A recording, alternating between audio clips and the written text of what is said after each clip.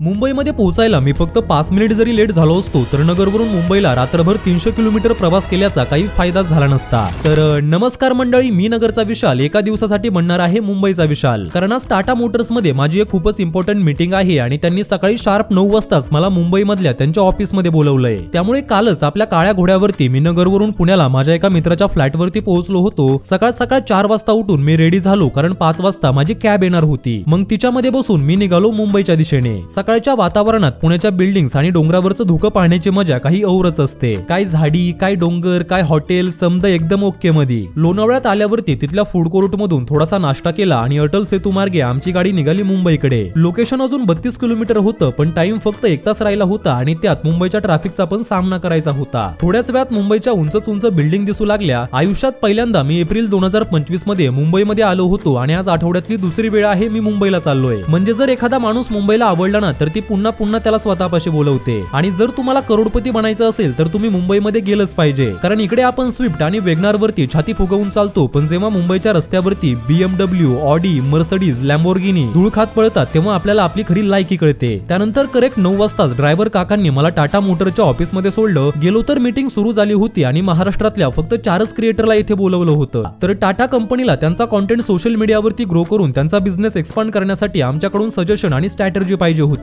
जवळपास 6 तास आमची ही मीटिंग चालली। आयुष्यात पहिल्यांदा मी कॉर्पोरेट लाईफ कशी असते याचा एक्सपिरियन्स घेतला। येथे जॉब मिळवण्यासाठी कुणी इंजिनिअरिंग केली असेल, कुणी MBA केलं असेल, पण तुमचा भाऊ फक्त BCom करून आज इथला गेस्ट बनलाय। यावरून समजतं की तुमच्याकडे फक्त डिग्री असून फायदा नाही, तर तुमच्याकडे स्किल पण असले पाहिजेत। आणि जर हे स्किल तुम्हाला शिकायचे असतील तर आपल्या पेजला फॉलो करून ठेवा, कारण येथे असे स्किलफुल व्लॉग्स येत राहतात।